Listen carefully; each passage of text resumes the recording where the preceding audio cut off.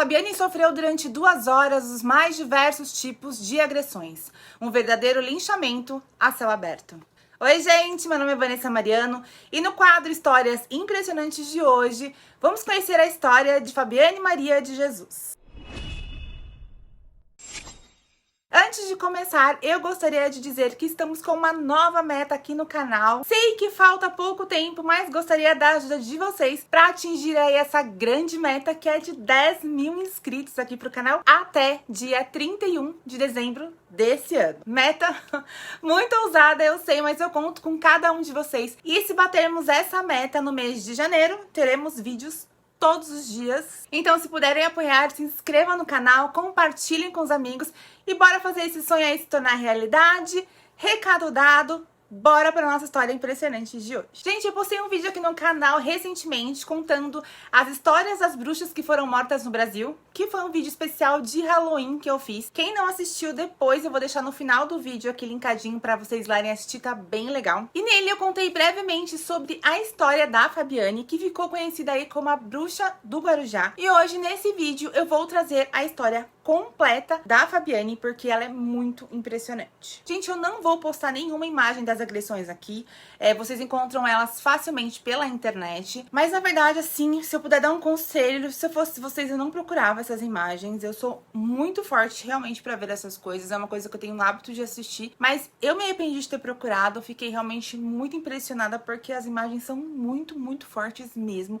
Você consegue ver todo o sofrimento da Fabiane e foi gravado de várias formas. Então, assim, eu não vou reproduzir nada aqui, mas se vocês quiserem ver, só colocar o nome dela no Google que vai aparecer. Mas aqui o nosso objetivo é mais que eu narre a história. Então, quem quiser se arriscar, é só digitar o nome dela na internet que vocês vão conseguir assistir, ok? Belezinha?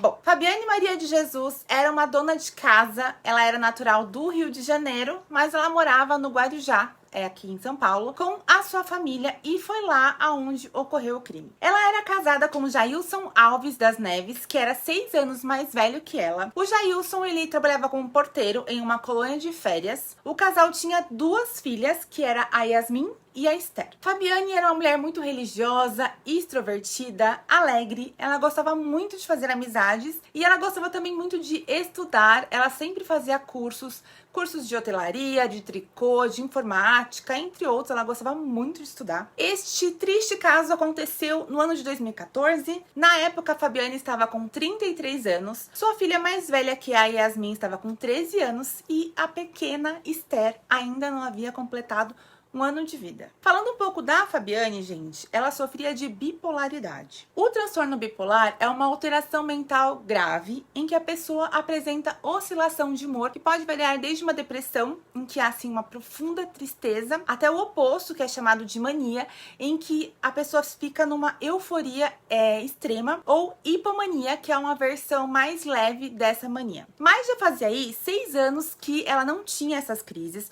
Essas crises só retornaram alguns meses depois do nascimento da sua segunda filha. E as crises, elas eram muito severas. Então a sua sogra, que morava na parte de cima, na casa de cima da casa dela, é quem cuidava da sua filha, da sua bebê. Enquanto aí a Fabiane estava fazendo tratamentos, tomando medicações, enfim, cuidando do seu transtorno. Então a sogra é quem ficava com a sua bebê. A Fabiane, ela estava fazendo o tratamento bem certinho. Ela tomava os remédios que são controlados, são remédios fortes, né? E ela já estava aí conseguindo retomar a sua vida, retomar a vontade de viver. Ela queria muito recomeçar a sua vida, poder cuidar da sua filha, enfim. Então, junto aí com o tratamento dando certo, surgiu nela assim uma vontade de um recomeço. E então a Fabiane decide mudar o seu visual. Mulher gosta disso, né, gente? Sempre que a gente muda de fase ou que a gente se considera entrando numa nova fase, a gente sempre acaba mexendo, principalmente no cabelo. E essa mudança, gente, foi assim um dia antes do ocorrido e foi algo que contribuiu muito para este terrível crime. Fabiane, ela tinha um cabelo longo e escuro. E para essa mudança radical, ela decide cortar os cabelos aqui na altura dos ombros. Nesse mesmo dia, o seu marido, ele retornava das férias para o trabalho e ele trabalhava no período noturno. Então, assim que ele sai da casa para ir trabalhar, a Fabiane aproveita e ela descolore o cabelo e pinta de loiro. Então, foi uma mudança bem radical. Ela cortou o cabelo e ficou loira.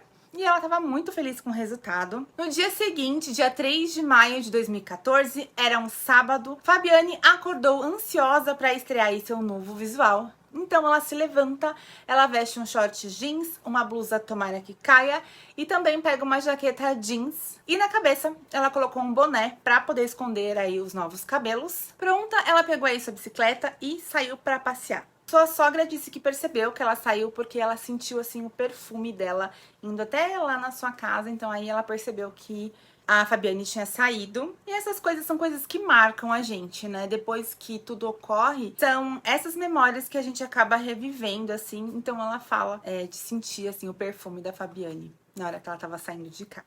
Bom, mas vamos pausar agora a narração deste dia da Fabiane para poder aí dar um contexto para vocês dos fatos que vão ocorrer a seguir. Morrinhos, que é o bairro que a Fabiane morava, é um bairro da periferia do Guarujá. O bairro ele é dividido aí em duas partes, onde de um lado ficam casas de alvenarias, com ruas pavimentadas, com comércios, e do outro lado já é um lado mais pobre, onde a sua ação de terra, com esgoto a céu aberto, as casas são feitas de madeira ou zinco, são feitas assim sobre palafitas, né, porque acho que é uma região de mangue, e lá é uma região considerada assim muito violenta. No dia 25 de abril, alguns dias antes do ocorrido, uma página no Facebook chamada Guarujá Alerta, que era uma página aí que denunciava crimes e dava dicas de segurança no Facebook, eles fizeram uma publicação sobre uma mulher que estaria raptando crianças para realizar magia negra. Na publicação informava que a mulher tinha sido vista na região de Praia do Pernambuco, Maré Mansa, Vila Rã e Areião, tudo aí no Guarujá, que eram bairros próximos aí ao bairro de Morrinhos. A página encerrava a postagem dizendo: durante toda essa semana recebemos diversas mensagens de seguidores sobre o fato. Se é boato ou não, devemos ficar alertas. Esta postagem provocou uma histeria coletiva na cidade. A cidade toda ficou em pânico, os pais não deixavam mais suas crianças saírem para brincar na rua, muitos não levavam os filhos para a escola e até uma diretora chegou a cancelar as aulas da escola que ela trabalhava porque ela jurava que a mulher estava no portão da escola, essa sequestradora, então ela até cancela as aulas. Então, assim, foi realmente uma histeria coletiva, o povo estava desesperado e todo mundo acreditou nisso, preocupados com seus filhos. Gente, foi assim, loucura. Quem vê as imagens do linchamento vai entender o quão louco foi a repercussão dessa história lá no Guarujá, lá no bairro de Morrinhos. No dia 27 de abril, no domingo, o Facebook fervilhava. Uma usuária comentou na postagem dizendo que tinha uma sequestradora de crianças pela Redondeza e junto ela publicou um retrato falado dessa tal bruxa sequestradora. Ela disse que a mulher sequestrava sozinha as crianças e, em alguns casos, ela chegava a tomar a criança à força dos braços da mãe. Gente, isso bastou para a revolta começar, o povo comentando, xingando e dizendo aí o que faria caso encontrasse essa mulher. O triste disso tudo é que todos os fatos ocorreram assim de uma forma muito estranha que corroborava tudo que era dito na internet. Alguém chegou a comentar na publicação que a bruxa era morena e uma outra pessoa comentou em seguida dizendo que ela teria pintado os cabelos de loiro justamente aí para disfarçar. Então, gente, bizarro, né? E a Fabiane tinha acabado de fazer justamente isso. Junto com o retrato falado, depois também postaram uma foto onde diziam que aquela mulher que era a mulher do retrato falado. E a mulher parecia com a Fabiane nessa questão, principalmente do cabelo. O responsável pela página do Guarujá Alerta tinha contatos na polícia, e então, devido à proporção que essa história estava tomando, né, ele decide verificar se realmente havia algum registro desses sequestros, algo aí que comprovasse que realmente tinha uma mulher na cidade cometendo esses crimes. E, gente, não tinha nada, não tinha nenhum registro de nada daquilo. Então, no dia 29 de abril de 2018, era uma terça-feira, o post inicial foi apagado e, na sequência, a página publicou um post enorme mostrando que tudo não passava de um boato. Não havia nenhuma sequestradora de crianças no Guarujá, nem nas redondezas. Morrinhos podia aí continuar viver em paz. No início aí da postagem, a página Guarujá Alerta chegou a dizer que muitos usuários nem iriam ler o comunicado até o fim, mas dizia que eles deveriam ler para não sair por aí ajudando a espalhar ainda mais um boato. Dizia que não havia nenhum boletim de ocorrência de crianças sequestradas e nem de crianças encontradas aí mortas sem o coração, que eram os principais boatos também que estava correndo. Nessa postagem, eles acrescentaram assim, alguns links com informação. Um link dava acesso a uma matéria que falava que o boato tinha vindo do Rio de Janeiro. Um outro link mostrava que a foto da tal sequestradora, aquela foto que colocaram lá de uma mulher loira, estava numa página de humor no Facebook que já havia sido curtida aí mais de 937 mil vezes. O terceiro link levava a uma reportagem que informava que na cidade de Três Rios, no Rio de Janeiro, circulava assim o mesmo boato com o mesmo retrato falado, mas assim, muito tempo antes. São aí, né, gente, as famosas lendas urbanas que sempre aí correm as cidades. Tem aí o Homem do Saco, o palhaço sequestrador, gente sequestrando com van, com perua, enfim. Quando eu era criança também tinha isso, de que não era pra gente ficar na rua. 3x2 surgiu um boato que o pai da gente não deixava a gente sair, não deixava a gente brincar. E assim, boato, ó, o famoso boca a boca da época que eu era criança, gente, era porreta, porque todo mundo ficava sabendo e criança nenhuma saía na rua. Esse poder do boato é sempre pro mal, né, gente? A postagem aí desmentindo o boato não teve repercussão nenhuma. O povo continuou alvoroçado, querendo aí que a tal bruxa sequestradora aparecesse para que eles acabassem com ela. Muito triste, né? E a verdade ninguém quis depois.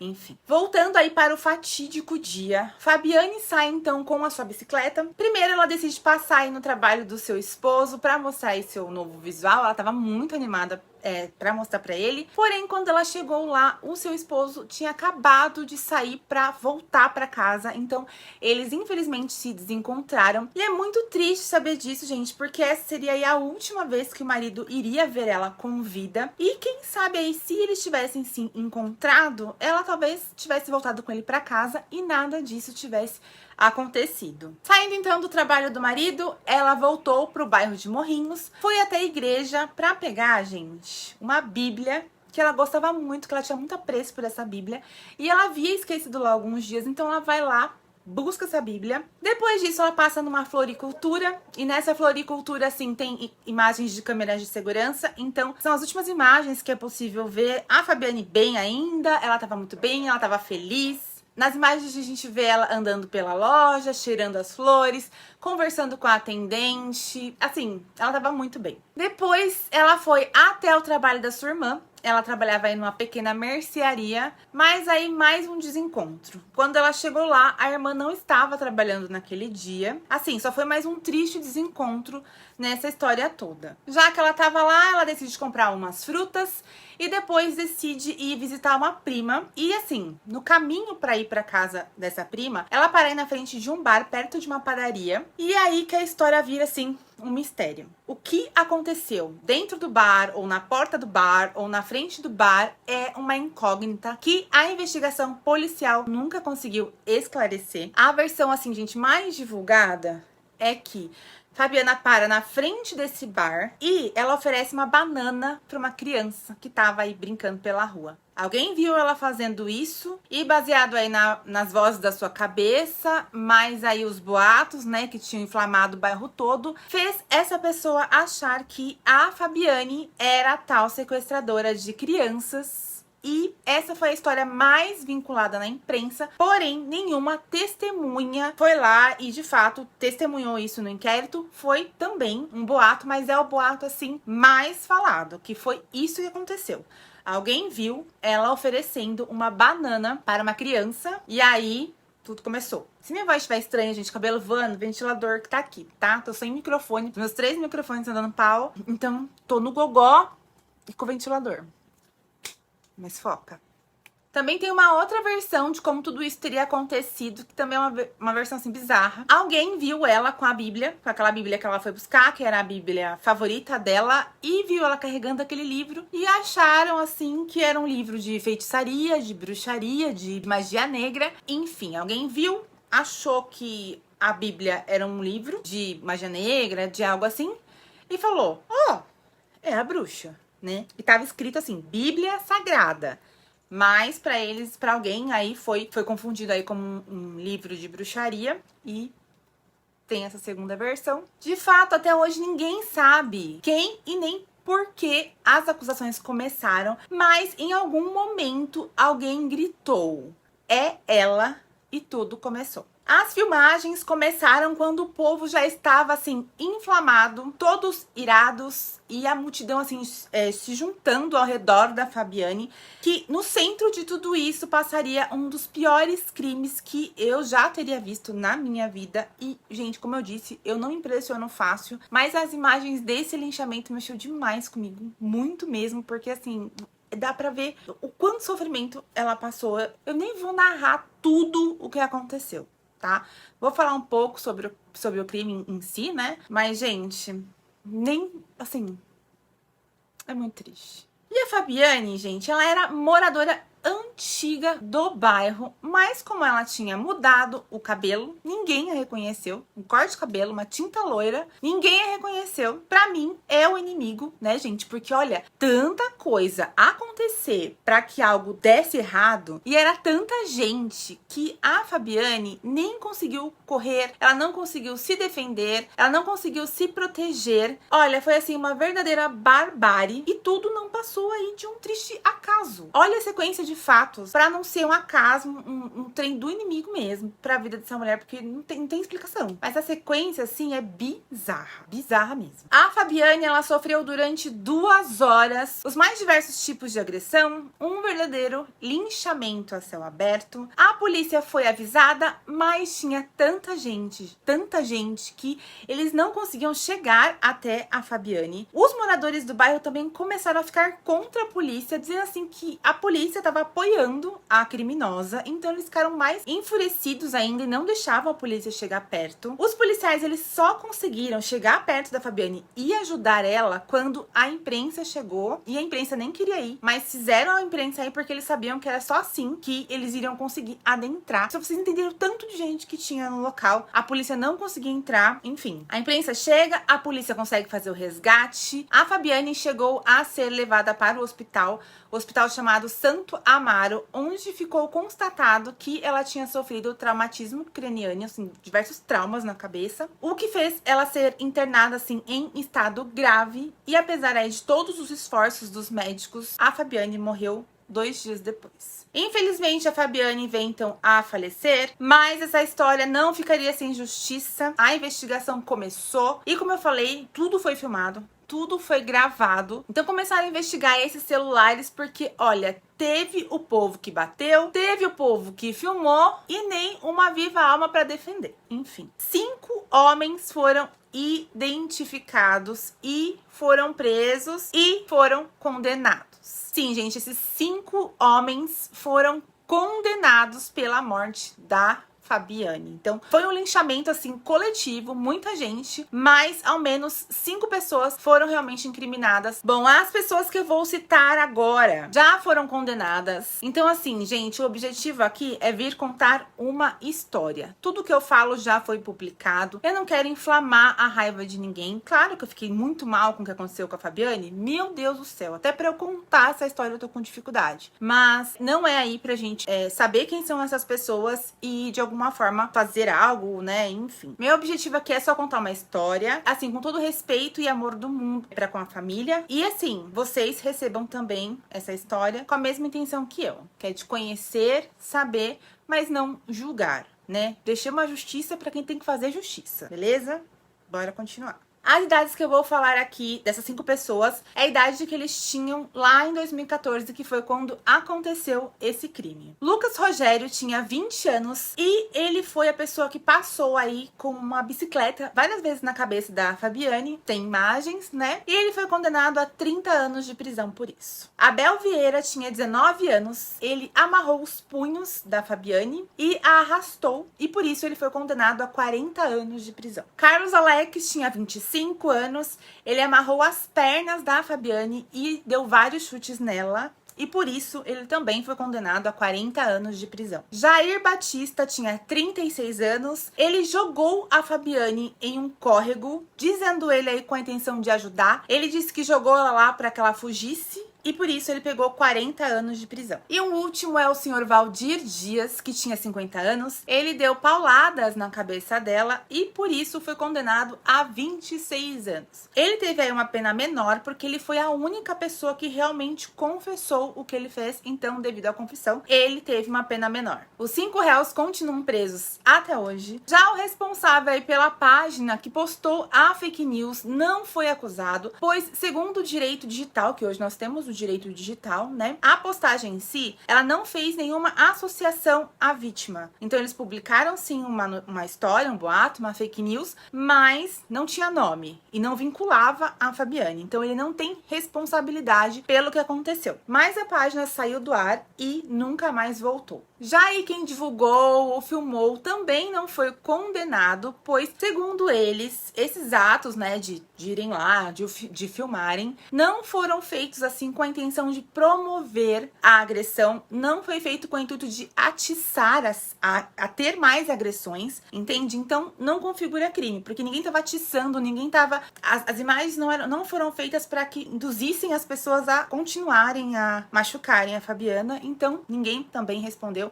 As pessoas que filmaram, enfim, também não responderam criminalmente por isso. Mas, gente, a gente precisa tomar muito cuidado, tá? Quem ajuda a comunicar esse tipo de boato pode sim responder por um crime e ser condenado. Então, não espalha fake news, gente. Facebook, eu tenho Facebook, mas não entro lá assim, ó, há muito tempo, porque o lugar para compartilhar as coisas, assim, né, ajuda, mas também atrapalha. O caso, então, da Fabiane Maria de Jesus foi, assim, considerado um dos primeiros crimes do Brasil, aonde uma fake news levou à morte de uma inocente. Essa triste história também virou projeto de lei. Foi aprovado o PL 7.544/14, que prevê aumentar em 1/3 a punição quando a incitação a crimes ocorrer pela internet ou por meios de comunicação de massa, que foi o caso, né? A intenção da proposta original era criar um novo tipo penal para quem incita a violência por meio de uma rede social ou qualquer veículo de comunicação virtual, mas o relator do projeto entendeu que esse tipo de crime já existia, e eu vou contar essa história aqui pra vocês no canal logo, pois ela também é bem interessante. Esta lei para esse tipo de crime leva o nome de uma atriz muito famosa do Brasil. Quem souber o nome dela, deixa aqui nos comentários que eu vou aí curtir, vou conversar com vocês sobre mais. Eu vou fazer um vídeo falando sobre essa lei. Vou trazer várias histórias, assim, de pessoas que, devido ao caso, surgiram projetos de leis, né? Eu contei da história da Antônia, que eu vou deixar no final também pra vocês assistirem. É lá no Chile, né? Que foi aprovado um projeto de leis. E vou trazer alguns outros aqui pro canal, que eu já tenho história, já tenho... um projeto legal para trazer essas histórias para cá. Então, por já existir a lei, o projeto foi feito aí com uma intenção de um endurecimento da pena. E se a nova lei for aprovada, ela pode mudar aí o Código Penal na questão desse endurecimento da pena. E para os fãs aí de novela, eu confesso que eu não assisto novela assim há muitos anos. A história da Fabiane inspirou a famosa escritora Glória Pérez, a mãe da Daniela Pérez, que é outro caso que eu quero trazer aqui pro canal. A Daniela, gente, ela foi morta em 28 de dezembro de 1992, apenas assim com 28 anos de idade e com 18 golpes de tesoura. Na época, ela estava interpretando a personagem Yasmin na novela De Corpo e Alma e era casada com o ator Raul Gazola. Guilherme de Pádua era um ator que interpretava aí seu par romântico na novela, e ele e a sua esposa cometeram esse crime bárbaro, mas eu conto depois essa história pra vocês também. E foi graças a Glória Pérez que houve uma mudança assim gigantesca na Lei de Crimes Hediondos, que é a Lei 8.072/90, editada aí pelo governo do Fernando Collor em 1990, que passou a incluir nela o crime de homicídio qualificado como um crime hediondo. Crimes hediondos são crimes que causam repulsa e indignação social e por isso são tratados com mais rigor pela lei. Como eu dizia, a história da Fabiane inspirou a escritora Glória Pérez a escrever aí sobre a personagem Brisa na novela Travessia,